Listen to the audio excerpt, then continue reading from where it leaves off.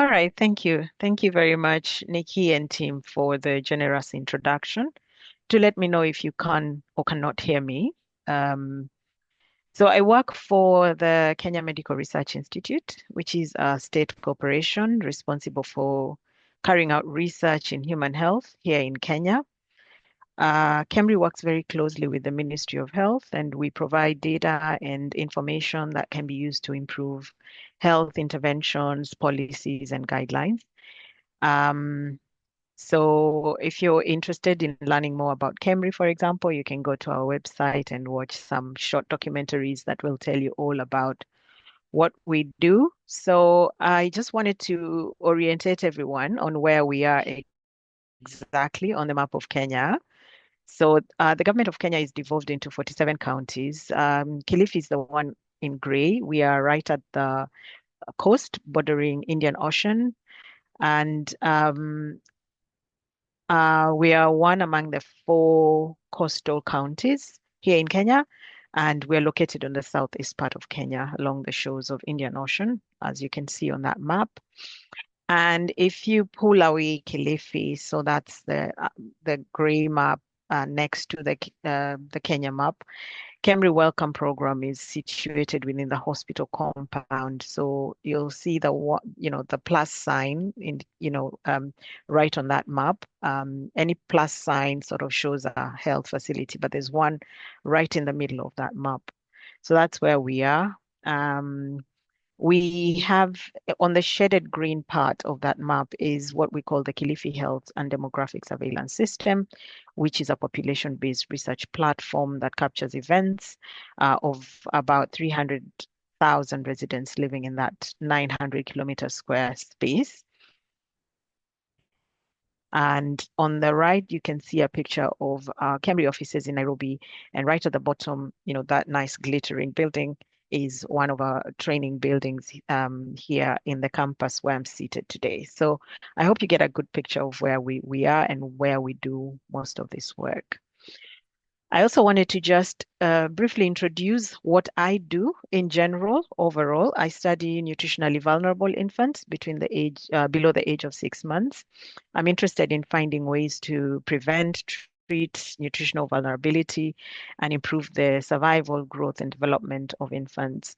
I do this through identifying affordable and effective ways of assessing and infants at risk of mortality, such as the use of the mid-palm circumference for infants below the 6 months. That is on that orange circle that you can see up there. And then I also work to assess the applicability of guidelines and policies. Specifically, I've been working around the area of inpatient treatment guidelines for treating wasted infants below the age of 6 months. And then we've moved very organically to try and fill in the gaps that we identify in the guidelines. And at the moment, we're working to develop and evaluate the effectiveness of a post-discharge follow-up strategy to improve growth. That's the ABAMI2 study. That's the light blue circle. And then what we really are also trying to get at is how we can improve the efficacy of non-interventions to reduce small size at birth, which, as we all know, is a major risk factor for nutritional vulnerabilities.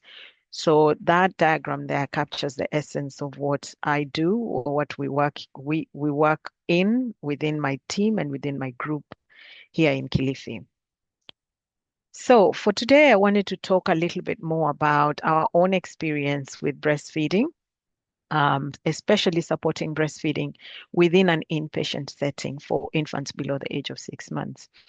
So we got involved in this breastfeeding support work when we were attempting to implement the first guidelines that had a section on infants under 6 months. So that's the 2013 guidelines. And we all know that breastfeeding is at the core of this inpatient and post-discharge care for infants. And what the guidelines have done is they've given platform to breastfeeding. So they've transformed this breastfeeding from just being a preventive strategy to a treatment intervention, because for these infants, breastfeeding becomes a core part of their treatment. Within the guidelines, a core part of this discharge criteria requires that infants are only discharged once they are gaining adequate weight, defined as a weight velocity of greater than 5 grams per kilogram per day for 3 consecutive days on breast milk only. And so when we attempted to apply these guidelines, we were targeting that discharge criteria, especially the indication that nutritional rehabilitation is going well for these infants. But when we got into the ward setting, like you would know if you work in a low and middle income country, in most LMICs, infants under 6 months are admitted to hospital not because of the illness, because of an illness and not necessarily because of wasting or low anthropometry. And so even when their anthropometry indicates that they have poor growth, they're usually not necessarily admitted for that low anthropometry. They're admitted for the illness. What this means is that the treatment plan mostly focuses on the clinical care over the nutritional rehabilitation. And this is illustrated in the way breastfeeding support provided in these inpatient care settings is poorly documented, poorly structured, and poorly monitored. This is parallel to the clinical care that is also at the same time being given to these infants. So when we got in, we wanted to see how best we can break down the guidelines to provide structured support so that we reach that treatment, the discharge criteria that had been listed in the guideline. And so what we did is we started breaking down the breastfeeding support that we were providing to structure it in a way that we can document and monitor and follow what's going on with the infants, while at the same time the clinical team are either offering whatever clinical therapy needs to be offered for these ill infants that are admitted in the ward. And so we developed a step-by-step approach to breastfeeding support for all infants under 6 months. It looks something like this in these 3 cylinders. So the first step is, how do you evaluate and assess? And how do you document your evaluation and assessment? And what tools do you need to be able to do an objective and effective evaluation and assessment? So you take a breastfeeding history, you assess the breast, you assess the breastfeeding techniques, you diagnose a main feeding challenge, and then you recommend a lactation plan. And then this lactation plan is supposed to be applied for 3 days.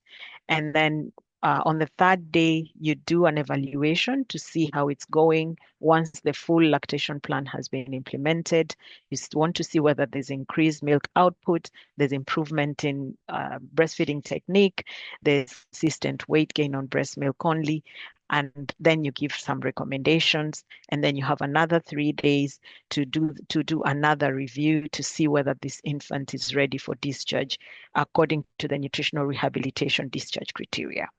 Now, parallel to all this, the clinician is doing their thing.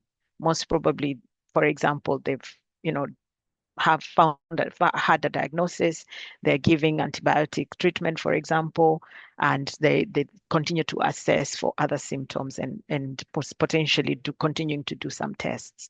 So because these activities are happening parallel to each other, and this is a ward setting, you have the opportunity with the mothers to sort of meet them every day and do this assessment. So we thought this is a great opportunity to structure breastfeeding support that is generally offered for infants that are admitted in a ward setting. So once we had looked at it, at the time we had one nutritionist, nutritionally trained expert in the ward. Here in Kilifi, because it's a county hospital, we have 3 sort of pediatric wards. We have the neonatal ward, and then we have the pediatric ward that basically admits any infant from 4 weeks old and above to, I think, 12 years. And then we have HDU, which also admits infants. So because this one nutritionist was covering all these wards at the time, there's been a bit of improvement now, but at the time we had one nutritionist for the 3 wards. We had to think carefully and seriously about who is going to apply this standard operating procedure in order for us to be able to meet the goals of the study. So it is at this point that we started considering very seriously breastfeeding peer supporters.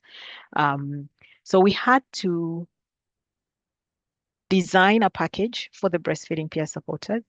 We organized the SOP.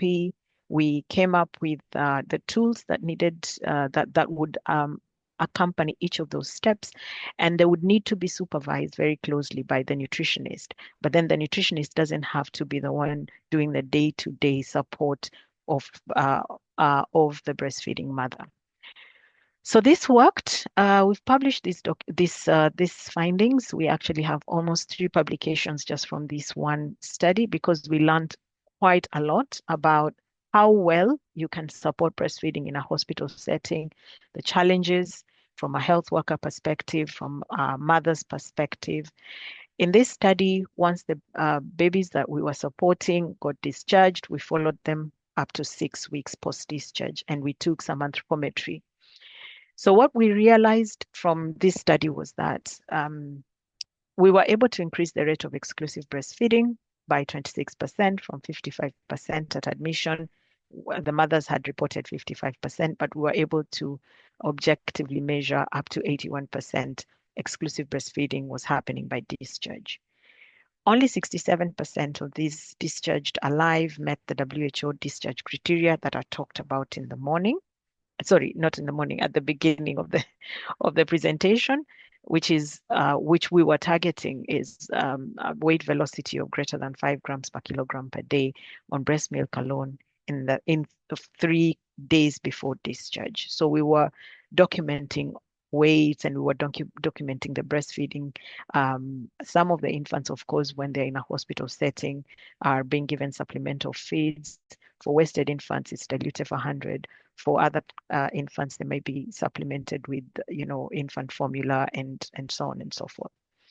But what we really learned at that point, and that was our first study where we worked with breastfeeding peer supporters, is that they were able to work in the hospital environment. Now, why this is important is because we hadn't come across any study in Africa, at least, because we'd done a literature review, a scoping review, sorry, which we had published about what we know about breastfeeding peer supporters. And at the time, what we knew was that they were very popularly used outside of a hospital setting. And there was a lot of anxiety around bringing them into the hospital setting for various reasons that I won't go into. But so we were very careful to monitor what they were doing.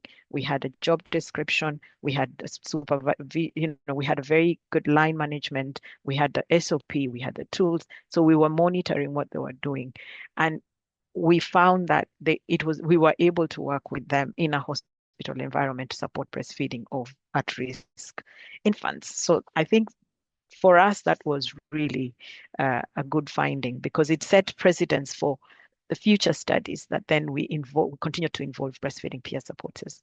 So this is another study. We called it the SIB study. Now, because in the first study, in the IBAMI-1 study, where we were trying to evaluate the applicability of the guidelines, we sort of were in a research environment and everything was very controlled for the breastfeeding peer supporters. For example, they were employed by the research organization, being paid by the research organization, where, so we wanted to see how they would perform if they were not necessarily employed by the research organization, but were employed by the county. So we sort of pilot tested this process of trying to integrate them into the system. So this study, we didn't necessarily implement in Kilifi County. We implemented in a neighboring county called Kwale County, where, KEMRI doesn't have as many activities as Kilifi. So we were able to discuss with the county there, and they employed 3 breastfeeding peer supporters and put them in different 2 of their hospitals within Kwale County. Now, what I'm sharing is simply just some of the results because this was sort of health system strengthening of type of study. It wasn't a trial; it was more of an observation study with us being the observers. So We facilitated the employment, but the employment was done by the county. The supervision was done by the county. The management was done by the county. The payment was done by the county. And we would simply just go to look at the records to see whether anything is shifting as far as breastfeeding is concerned within the ward setting. But we were absent in terms of influencing what was going on. So we did a pre and post evaluation, and we established that the intervention had very strong impact on, one, the recording and reporting of breastfeeding practices during inpatient care. So just placing the breastfeeding peer supporter in the ward, obviously you've trained them, you've facilitated them with the tools, but they're being supervised purely by the county team. And what we really just wanted to see is, would it change anything in our absence? And what it managed to do is to change the recording and reporting of breastfeeding practices during inpatient care for those infants. And there was a great improvement in recording of especially detailed breastfeeding management plan, which is something that is not very common in most of our public hospitals. And we noted that there was, in the records that we evaluated, 61% pre-intervention sort of had any aspect of breastfeeding management plan, but at the end of the intervention or post the intervention, about 85% of the records had some component of breastfeeding management plan within the recording. We also interviewed the health workers who revealed that the presence of the breastfeeding peer supporters in the ward environment provided person time to support relactation. It also provided visible reminder of the importance of nutritional rehabilitation, and also reduced the overdependency on supplemental feeds such as dilute F100. We thought that was really good findings. Now, this is a third project which we are currently doing, trying to see whether we could utilize breastfeeding peer supporters to support breastfeeding of nutritionally vulnerable infants in hospital. And then in order to provide the continuum of care for post-discharge support, have the same breastfeeding peer supporters visit these mothers at home to support their transition from hospital to home. Now, we went through a whole process of co-designing this intervention alongside with stakeholders here in Kenya, in Kilifi, and at national level. And we came out with a post-discharge home-based breastfeeding support intervention that looks like what you're looking at. So basically, it's a series of 3 home visits and 3 calls. So once the mother is discharged from the first week of discharge, we visit them 3 times at home, and we also in between supplement with some calls to try and continue supporting the mother over a period of 7 weeks after discharge. So I hope that is clear. This whole system is supported on the background by nutritionists and study team members, and is fully implemented by breastfeeding peer supporters. So again, they support the infants while they are in hospital, and if they're discharged alive, they are followed up at home by the same breastfeeding peer supporters. So we feel that that really provides a continuum of care. There are also some additional activities that we have infused within this intervention to try and cater for the home environment, because we all know that the home environment plays a big role in terms of either for or against breastfeeding. So we link the breastfeeding peer supporters to community health promoters. I know that many countries have that component of community health promoters. So here in Kenya, we call them community health promoters. They used to be called community health workers. So on the first visit, that happens on the first week after discharge, the breastfeeding peer supporter will, we have a directory of the community health workers who is in charge of which village. They're in charge of several villages, homesteads. So we match them with the community health promoter, and they go together to the home. The value of that is that the community health promoter is the lowest level of public health intervention within the health system in Kenya. And so if there's going to be free bed nets or deworming interventions or something happening within the community health promoter is the one who is going to be implementing. And therefore, we wanted to link these vulnerable infants with that system. The second thing that we've infused into this intervention to cater for the home environment is we ask the mothers to identify a buddy, a breastfeeding buddy, whom we meet on the second visit. So on the second visit, which is on the 4th week after discharge, the breastfeeding peer supporter goes back. And at this point, they don't just meet the mother alone, they meet the mother with a friend, a buddy. Some mothers pick their husband, some mothers pick their mother-in-laws. We all know that there's usually influence at home. And so we give the mother an opportunity to pick who they want to walk through this journey with. And we managed to have a discussion with that person and the mother together. And then on the last visit, we accompanied again with the community health worker, because that's our last visit. And we sort of want to hand over the vulnerable infant and their mother, that pair, to the community health worker in case they need any information or they need any linkages. So that is how we've organized this. And we're currently implementing this as a trial, and participants, infants who are discharged alive are either randomized into receiving this intervention or receiving the standard of care, which does not include home visits. So what is it about breastfeeding peer supporters that is so intriguing to me? And what do I think, to the point that I think they are the future of breastfeeding, especially for inpatient care? Breastfeeding peer supporters are not a new concept. We did a scoping review, like I said, and we did identify 18 studies, mostly though in the US and UK, where breastfeeding peer supporter breastfeeding peer supporters have been used in a hospital environment. But in Africa and Asia, not so much in a hospital environment. And there are challenges to bringing them into the hospital environment, which we can discuss. But because breastfeeding is a behavioral intervention, it requires continuous individualized contact time, which most health workers don't have. And that's just the honest truth. They don't have the time that is required to actually sit down with the mother and try and understand what the problem is and try and offer several types of solutions and try them.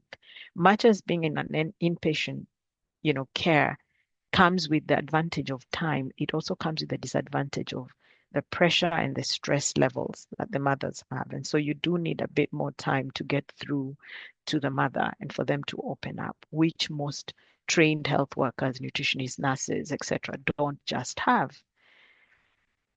Other interventions that are targeting breastfeeding within hospital and community settings, like the Baby Friendly Hospital Initiative or the Baby Friendly Community Initiative, are not doing so well. And this, for me, the problem has always been that because breastfeeding within the hospital setting is no one's job. It's no one's job. It's not documented anywhere. It's not the nurse's cadex. It's not a nutritionist's sort of job. Yes, everybody sort of touches on it as they pass by. The pediatrician will pass by and say, make sure you breastfeed. The nurse will pass by and say, have you breastfed? And the nutrition will be like, you should breastfeed. But nobody is really taking it as their responsibility. It's nobody's job. And then the lack of structure and documentation and supervision, for me, is a big gap that can be filled in by the breastfeeding peer supporters. Because for the breastfeeding peer supporters, this is their only job. This is what they do. So they will go from one mother to the other every day, evaluating, assessing, trying to understand, changing, working towards changing a plan, etc., etc. But the most important part, I think, is breastfeeding peer supporters are culturally appropriate, they're empathetic, they are peers, which means they can understand, they can bring themselves down to the level of the mothers and do understand. They can communicate in the language of the mothers. They understand the cultural practices around breastfeeding, what is appropriate, what is not appropriate. They have the person time because this is their only job. And this enables them to build trust and to get to the root of the problem. One of the things we realized within our studies was that It's on day 3 that you actually get to the root of the problem. So that SOP that I showed you, that looked like 3 great cylinders, really the way it works is that you do the assessment on day 1 and you come up with some ideas of what you need to do. But it is only up on day 3 that you get to the bottom of what's going on. And usually that plan changes completely. And now you're doing something that's going to work. So I just wanted to share some of the quotes that we have picked up, collected along the way in all these 3 studies. We also interview mothers, we interview health workers. And one of the questions that we always ask is, what is your experience with the breastfeeding peer supporters? What works? What is not working? How can it be improved? And I'll just pick maybe one random quote here and read. These are what health workers say about breastfeeding peer supporters. And I'll just take maybe, yeah, what has assisted me to perform is that I have been close to these mothers. When I stay closer with these mothers, um, I take as if the child is mine. I assume the feeling of the mother. I stay even closer to her. So when I become more closer to her, she becomes free and opens up her breast for me to see. That is a quote from a breastfeeding peer supporter on how she's doing her job and what she thinks is working as she's doing her job. Maybe I can read one quote from the nurse and then move on to the next. Um, if you're dealing with a peer, you're free, you can open up, and the peer understands you because maybe she might have passed through such. So there is a good understanding between the two. So we've got several of these quotes published in most of our publications. But the bottom line is there is something that peer supporters have that health workers don't have. So what do the mothers say about breastfeeding peer supporters? Um, Let me just pick the first quote. My breast had a problem. The holes or the ducts that produced the milk had completely sealed. It was like the child was forcing the breast to come out, basically produce milk. The breast would tear when she sucks. In each breast, only the hole was only some holes. One hole was producing milk, but with the support that I received, being massaged with warm water, the vein ducts opened, and now I'm producing milk. So it's things like that that we do that the breastfeeding care supporters have time to do that nurses or nutritionists might not have time to do because of the workload. So in summary, what do I think? I think that breastfeeding support interventions are applicable in and out of hospital. But I think for anybody working on breastfeeding, whether you're using it as part of treatment or it's a preventive measure or whatever, however you're applying breastfeeding interventions, I think we need to work towards improving the structure of how we do things and the documentation, because that's part of why it's not taken seriously. Everybody just thinks they can say breastfeed and that should work. I think that the workforce improvement is necessary, and I think breastfeeding peer supporters would fit in very well and continue to support more effectively by providing the kind of things that we've already discussed. So I thought about coming up with a quote that I'm hoping that in the future it will become famous. But I just thought, I think if we're winning the breastfeeding war, I think we require an army of breastfeeding peer supporters. Thank you very much. I'll stop there for now.